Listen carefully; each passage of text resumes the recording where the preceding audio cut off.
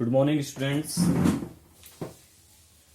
तो आज हम बात करेंगे, एक न्यू चैप्टर स्टार्ट करते हैं। चैप्टर 3 है ये।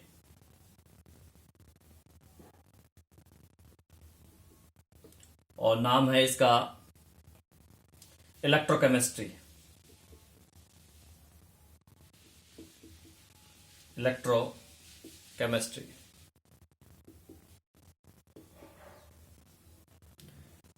तो सबसे पहले हम इसी की बात करते हैं कि इलेक्ट्रोकेमिस्ट्री क्या होता है। तो electrochemistry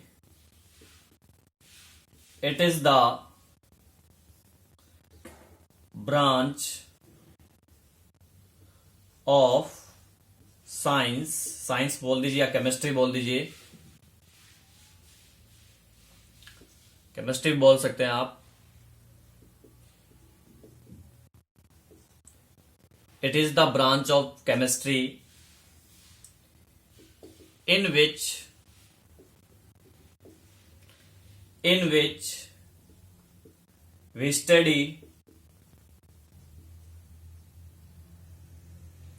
we study about the conversion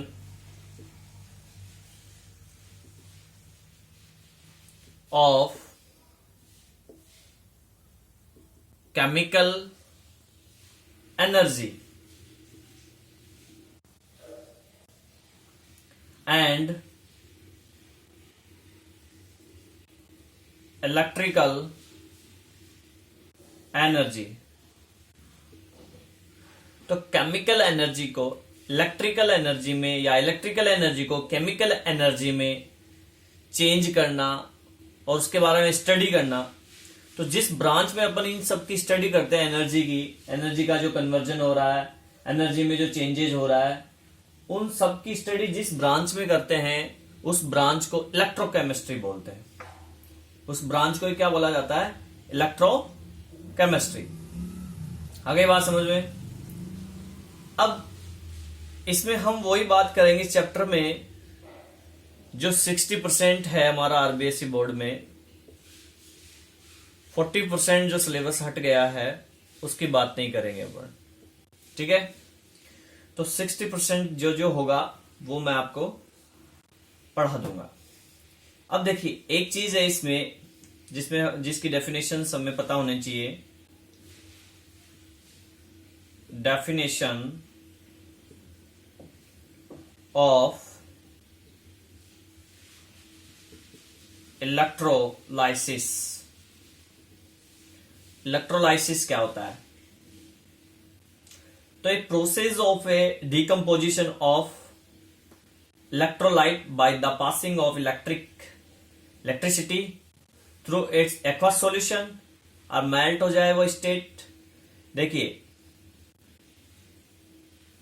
ये एक प्रोसेस है इलेक्ट्रोलाइट सॉल्यूशन के अंदर। ये इलेक्ट्रोलाइट सॉल्यूशन है, इलेक्ट्रोलाइट का एक्वस सॉल्यूशन है।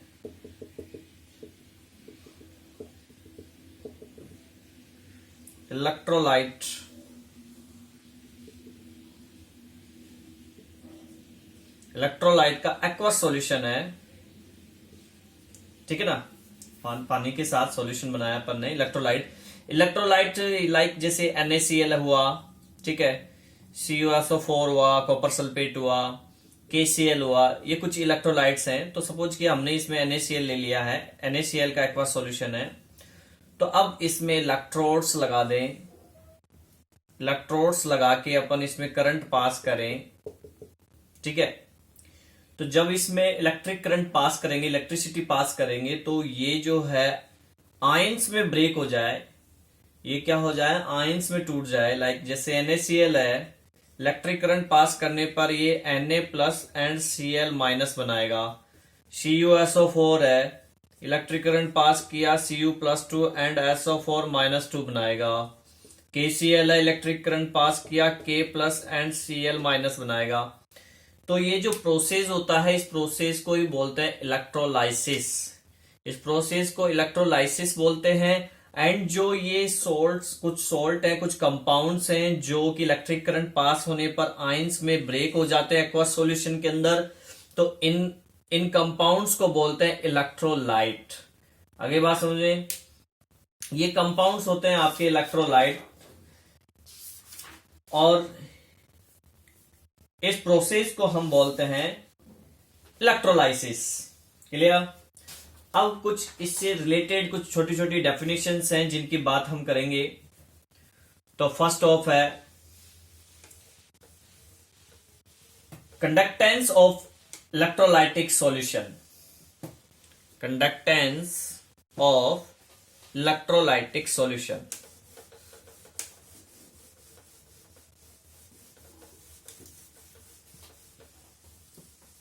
देखिए टॉपिक है conductance of electrolytic solution. Electrolytic solution का कंडक्टेंस।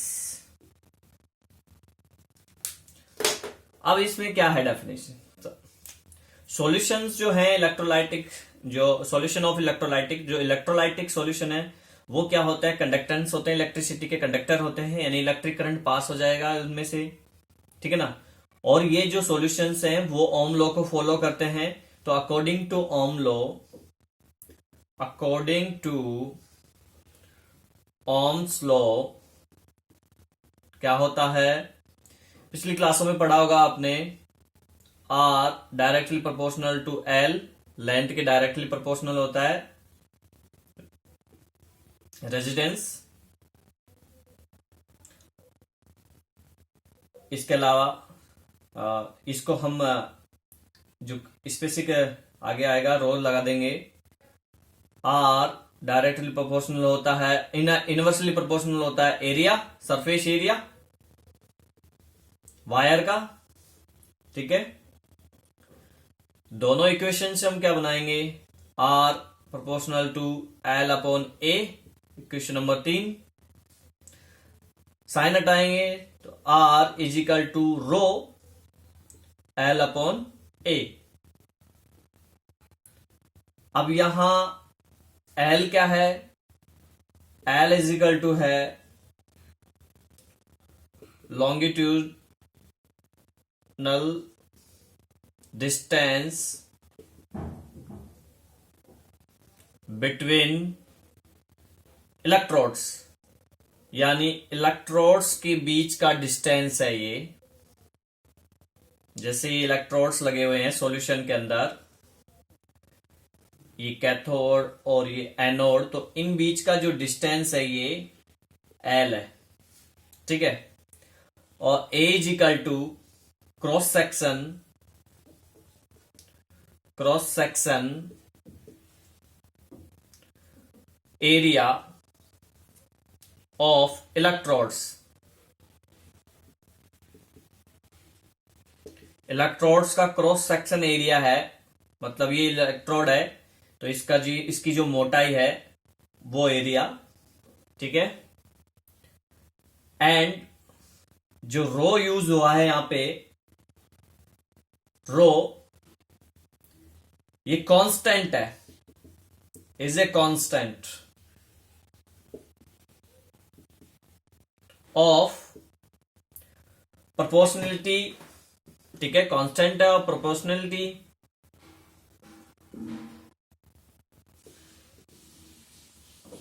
प्रोपोर्शनल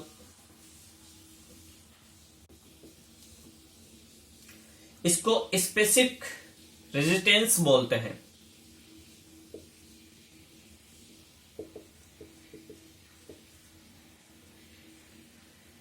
रेजिस्टेंस कहलाता है, ये स्पेसिफिक रेजिस्टेंस कहलाता है। ये आर रेजिस्टेंस है तो ये स्पेसिफिक रेजिस्टेंस है, या रेसिटिविटी बोल सकते हो आप इसको, रेसिटिविटी, ठीक है।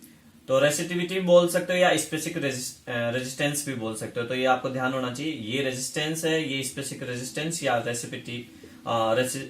रेसिस्टिविटी भी है। अब बात करते हैं कंडक्टेंस की। ये तो था कंडक्टेंस ऑफ इलेक्ट्रोलाइटिक सॉल्यूशन। अब कंडक्टेंस जिसको जी से रिप्रेजेंट करते हैं, चालकत्व बोलते हैं।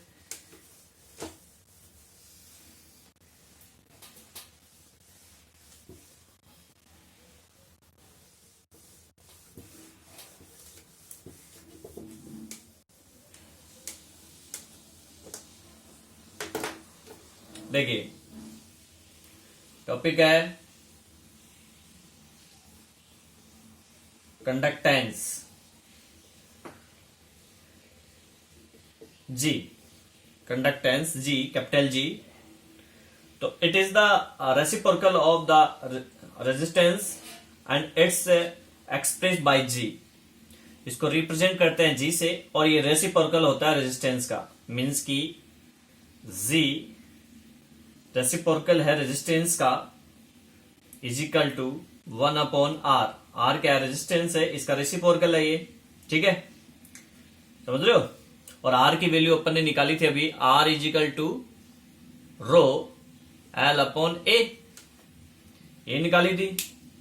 तो यहां पे क्या हो जाएगा, अगर ये वैल्यू यहां पुट करेंगे आर की जगह, तो ये हो जाएगा G इजिकल टू 1/रो A/L। ठीक है, ये फॉर्मूला बन जाएगा आपका कंडक्टेंस का। G इजिकल टू 1/रो इंटू AL। क्लियर? यहां से जो 1/रो है, तो 1/रो जो है वो इक्वल है K के। तो हम इसको लिख देंगे G is equal to K A/L। K क्या है? K जो है रेसिप्रोकल है रेजिस्टिविटी का, यानी स्पेसिफिक रेजिस्टेंस का रेसिप्रोकल है ये। K स्पेशल रेजिस्टिविटी या स्पेशल रेजिस्टेंस का रेसिप्रोकल है ये।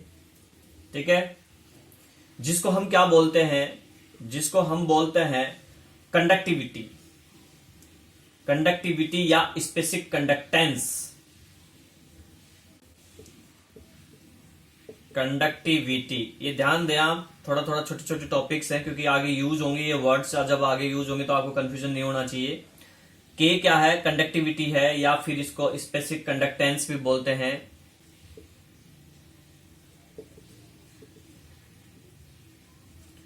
Conductance,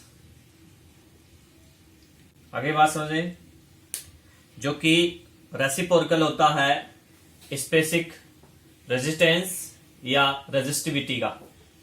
clear? जी क्या है? कंडक्टेंस है। के क्या है? कंडक्टिविटी है या स्पेसिफिक कंडक्टेंस है। आर क्या है? रेजिस्टेंस है। रो क्या है? रो है स्पेसिफिक रेजिस्टेंस या रेजिस्टिविटी। क्लियर? अब अगर ये स्पेसिफिक कंडक्टेंस है के, तो ये रेसिप्रोकल होता है के किसके? रो के रेसिप्रोकल के इजिकल टू 1/रो। ठीक है, और इस के को बोलते हैं कप्पा। KAPPA, कप्पा बोला जाता है इसको। ठीक है, जो कि क्या है? स्पेसिफिक कंडक्टेंस है कप्पा। तो फिर इसकी डेफिनेशन की बात कर लेते हैं कि कंडक्टेंस क्या होता है। डेफिनेशन कंडक्टिविटी का, के का डेफिनेशन क्या होगा, कप्पा का। तो इसका डेफिनेशन होगा the conductance of electrolytic solution, यहां लिख देता हूं,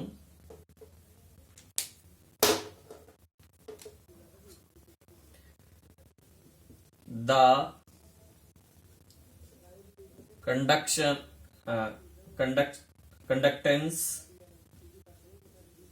conductance of electrolytic solution which enclosed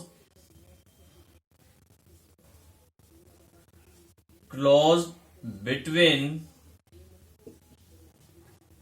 electrodes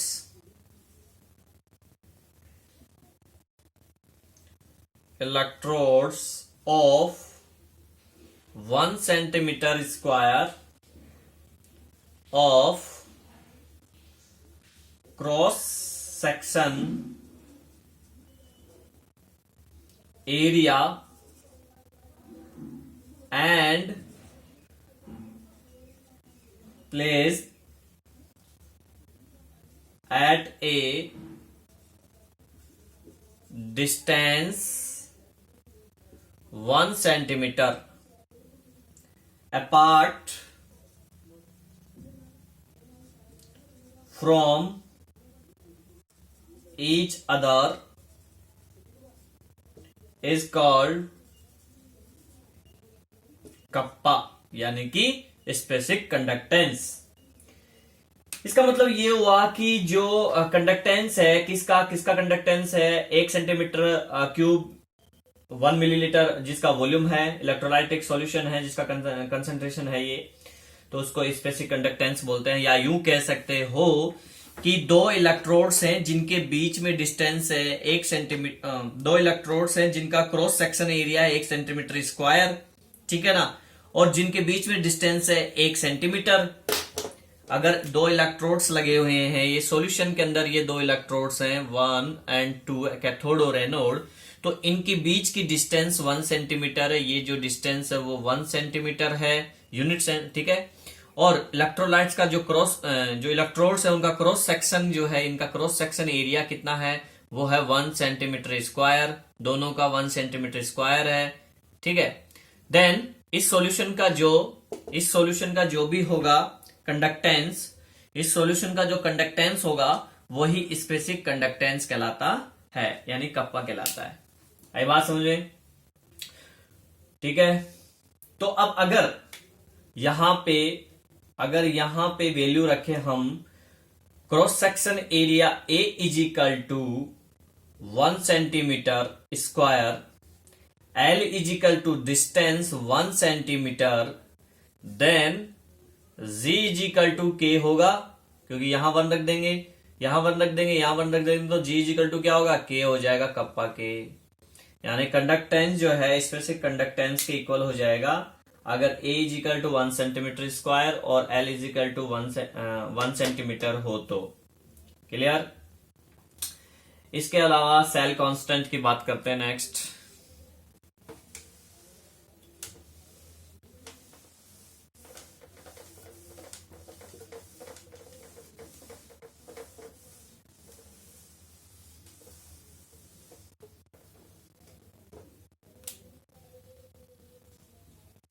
cell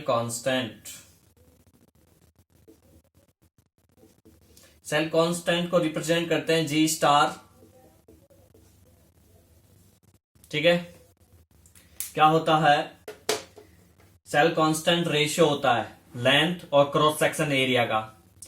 cell constant क्या है, क्रॉस सेक्शन एरिया और लेंथ का रेशियो होता है, मींस कि G star is equal to length upon A, ये सेल कांस्टेंट है, ठीक है। तो इसको हम ये भी लिख सकते हैं 1 upon G star is equal to, ये अपोजिट हो जाएगा, ए अपॉन एल, ठीक है। तो सेल कांस्टेंट है जिसको जी स्टार से रिप्रेजेंट करते हैं। आगे बात समझे? तो ये फॉर्मूले जो हमने यूज किए हैं ये आपको याद होनी चाहिए। एक फॉर्मूला हमने ये यूज किया है अभी जस्ट, ये आपको याद होना चाहिए, ये आपको याद होना चाहिए। पहले अपन ने ये फॉर्मूला यूज किया था, ये याद होना चाहिए, रो एल अपॉन ए, 1 अपॉन रो क्या हो जाएगा, वो 1 अपॉन आर क्या हो जाएगा, 1 अपॉन रो हो जाएगा, ए अपॉन एल हो जाएगा, ठीक है।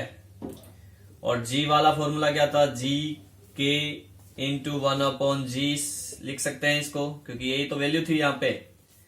अरे ए अपॉन एल क्या है, 1 अपॉन जी स्टार है, तो यहाँ पे 1 अपॉन जी स्टार ये था ना अपना formula. G is equal to K A upon L, और इसकी जगह ये रख दें तो क्या हो जाएगा, जी इज इक्वल टू के 1 अपॉन जी स्टार, ठीक है। तो यहां से इंपॉर्टेंट फॉर्मूला निकल के ये आता है कि K is equal to G and G star. आएगा कि नहीं आएगा? यहां से K की वैल्यू निकालूंगा तो ये फॉर्मूले आपको याद होनी चाहिए, ठीक है। और ये था अपना कप्पा इज इक्वल टू 1/रो। तो ये छोटी छोटी डेफिनेशंस हैं जो आपको याद होनी चाहिए, क्योंकि आगे काम आने वाली हैं टॉपिक के अंदर।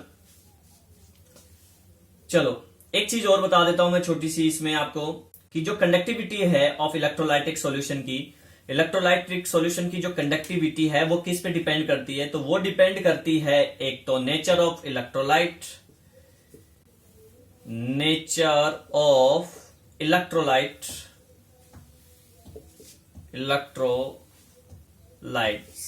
Nature of electrolytes. सेकेंड वो डिपेंड करती है साइज ऑफ आयंस, आयंस का साइज क्या है उस पे डिपेंड करती है इलेक्ट्रोलाइटिक कंडक्टिविटी, ठीक है ना। इसके अलावा थर्ड वो डिपेंड करती है सॉल्वेंट, नेचर ऑफ सॉल्वेंट, कि आप सॉल्वेंट का नेचर क्या है, कौन सा सॉल्वेंट ले रहे हो, नेचर ऑफ सॉल्वेंट, ठीक है। एंड इट्स विस्कोसिटी, सॉल्वेंट की विस्कोसिटी पे भी डिपेंड, नेचर पे भी डिपेंड करता है और इसकी विस्कोसिटी पे भी, इट्स विस्कोसिटी, ठीक है। इसके अलावा कंसंट्रेशन ऑफ इलेक्ट्रोलाइट का, इलेक्ट्रोलाइट जो है उसका कंसंट्रेशन कितना है, कितना डाइल्यूट है वो, कितना कंसंट्रेट है, इस चीज पे भी डिपेंड करता है इलेक्ट्रोलाइट। एंड टेम्परेचर, नेक्स्ट है टेम्परेचर, टेम्परेचर पर भी डिपेंड करता है। क्या? ये सारे चीजों पे डिपेंड करता है कंडक्टिविटी ऑफ इलेक्ट्रोलाइटिक सॉल्यूशन, ठीक है।